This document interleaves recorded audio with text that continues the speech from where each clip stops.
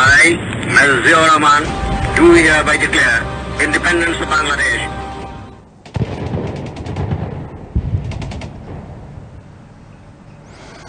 একাত্তরের ২১শে মার্চ বাংলার আকাশ বাতাস তখন একটি শব্দে প্রকম্পিত, স্বাধীনতা। ইতিহাসের এই দিনে একদিকে ঢাকার প্রেসিডেন্ট হাউসে রুদ্ধদ্বার বৈঠক, অন্যদিকে রাজপথে উত্তাল জনসমুদ্র। আলোচনার আড়ালে পশ্চিম পাকিস্তান থেকে জাহাজ বোঝাই করে আনা হয় মরণাস্ত্র। আলোচনার টেবিলে যখন সময় ক্ষেপণের এই খেলা চলে, তখন ঢাকার অলিতে গলিতে গড়ে উঠছে প্রতিরোধের বাংকার। ২১ আগস্ট সেনা প্রহরায় ঢাকায় আসে জুলফিকার আলী ভুট্টো। ষড়যন্ত্রের জাল আরও ঘনীভূত হয়, ক্রমশ জটিল হয়ে ওঠে পরিস্থিতি। দর্শক, একাত্তরের মার্চের এই দিনে ঘটে যাওয়া ঘটনা প্রবাহ নিয়ে বিস্তারিত থাকছে আরিফিন মাসুদের রিপোর্টে। ১৯৭১ সালের ২১ মার্চ রক্তঝরা অসহযোগ আন্দোলনের ২০তম দিন। সমগ্র বাংলা তখন একটি আগ্নেয়গিরি। ঢাকার আকাশে বাতাসে তখন দাবি একটাই, স্বাধীনতা। শহর, গ্রাম আর পাড়া মহল্লায় তখন চূড়ান্ত সংগ্রামের প্রস্তুতির দাবানল। রাজনৈতিক অঙ্গনে নাটকীয়তায় ভরপুর এই দিনটিতে আওয়ামী লীগ সভাপতি শেখ মুজিবুর রহমান ও প্রেসিডেন্ট ইয়াহিয়া খানের মধ্যকার চলমান রুদ্ধদ্বার বৈঠকে যোগ দেন পিপলস পার্টির প্রধান জুলফিকার আলী ভুট্টো।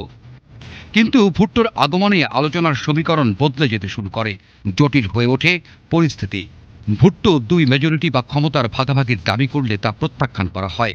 ফলে আলোচনা কার্যত এক গভীর অচলাবস্থার দিকে মোড় নেয়। একদিকে আলোচনার নামে গরম রাখা হচ্ছিল টেবিল, আর অন্যদিকে ন্যায্য অধিকার আদায়ের লড়াইয়ে ঝাঁপিয়ে পড়া জাতিকে নিধনের লক্ষ্যে পশ্চিম পাকিস্তান থেকে এদেশে গোপনে আনা হচ্ছিল অস্ত্র এবং সৈন্য।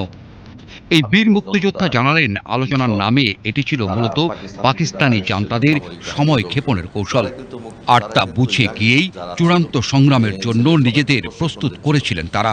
প্রাথমিক পর্যায়ে যে ধাক্কাটা আসবে, সেই ধাক্কাটা প্রতিহত করবেন কিভাবে। ওই যে পাকিস্তান থেকে যারা ফেরত আসছিল অথবা ছুটিতে আসছিল, তারা কিন্তু বুঝতে পারছে, তারা এসে তারা আর চাকরিতে ফেরত যায় নাই, পাকিস্তানে ফেরত যায় নাই বা ঢাকায় রিপোর্ট করে নাই। যুদ্ধ করতে হবে, যুদ্ধের প্রস্তুতির জন্যেই তারা ছাত্রী বিশেষ করে তাদেরকে নিয়ে আপনার গোপনে আর কি বিভিন্ন গোপন জায়গায় তাদেরকে অস্ত্র প্রশিক্ষণ দেওয়া শুরু করেছিল।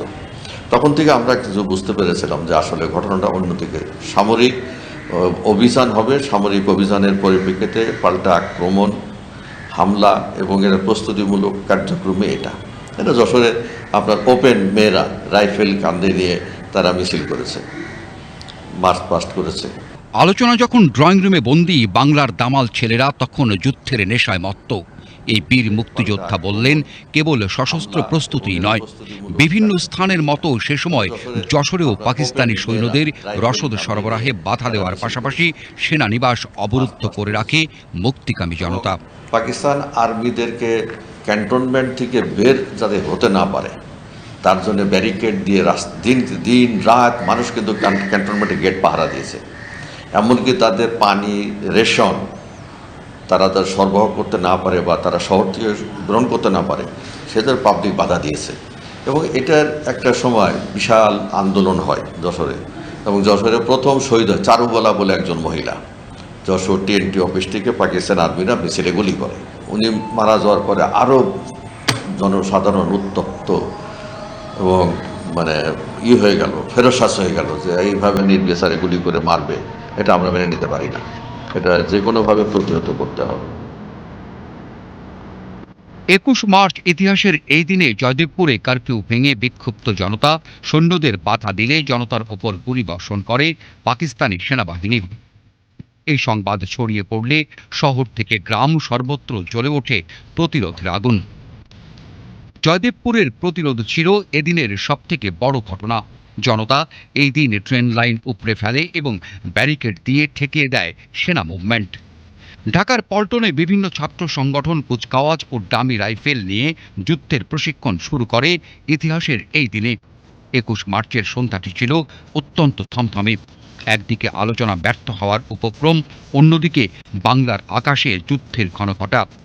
মূলত ইতিহাসের এই দিনটির মাধ্যমেই স্পষ্ট হয়ে যায় যে অনিবার্য সংঘাত কেবল তখন সময়ের ব্যাপার মাত্র। Arifin Masud, BTV news, Dhaka.